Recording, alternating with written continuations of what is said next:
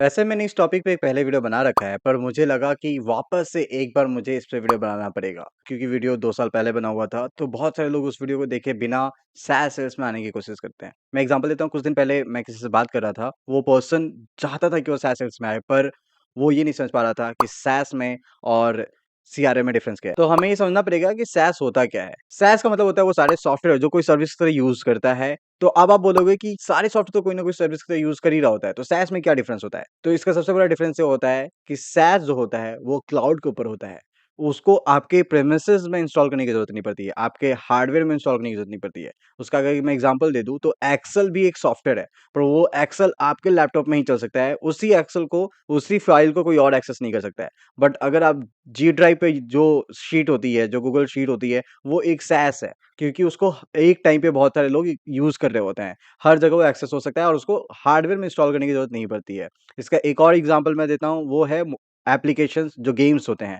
अगर कोई गेम आपके लैपटॉप या मोबाइल के अंदर इंस्टॉल हो रहा है, तो वो सैस में नहीं आता है। पर वही गेम अगर ऑनलाइन आप खेल रहे हैं, किसी वेब पे खेल रहे हैं, तो वो सैस में आ सकता है। तो ये एग्ज़ाम्पल्स है सैस के, ये एग्ज़ाम्पल्स है सॉफ्टवेयर्स एज़ अ सर्विस के। अब आता है कि इसके अंदर भी बहुत सारे कैटेगरीज़ आते हैं। अलग-अलग टाइप के सॉफ्टवेयर्स होते हैं। कुछ सॉफ्टवेयर सेल्स पर्सन के लिए होते हैं, कुछ सॉफ्टवेयर एचआर के लिए होते हैं, कुछ सॉफ्टवेयर बी2बी में यूज़ होते हैं, कुछ सॉफ्टवेयर बी2सी में यूज़ होते हैं।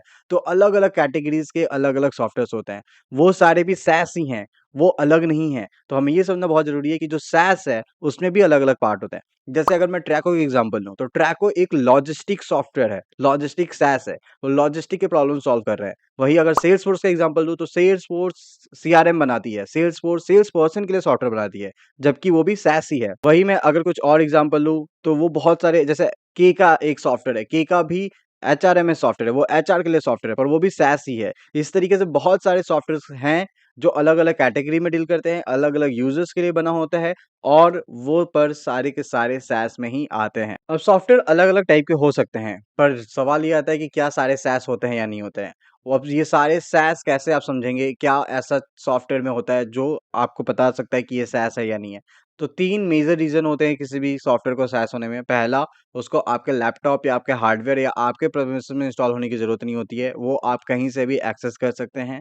दूसरा, ऑन टाइमिंग पे बहुत सारे यूज़र्स वहाँ पे काम कर सकते हैं। एक सिंगल टाइम में बहुत सारे यूज़र्स वहाँ पे काम कर सकते हैं। एंड तीसरा सबसे मेजर, जितना आप यूज़ करते हैं उतना ही आप पे करते हैं, उससे ज़्यादा पे नहीं करते हैं। ये मेजर 3 चीज़ें होती हैं किसी भी सैस की, और यही 3 चीज़ें किसी भी सॉफ्टवेयर को सैस है या नहीं है उसके क्वालिफ़िकेशन के अंदर लाती है। अगर आपको और समझना है कि सैस क्या है, तो आप पुराने वीडियोज़ को मेरे देख लें। एक वीडियो में मैंने बहुत अच्छे से डिफ़ाइन किया है कि एक नॉर्मल सॉफ्टवेयर और सैस सॉफ्टवेयर में क्या डिफ़रेंस होता है।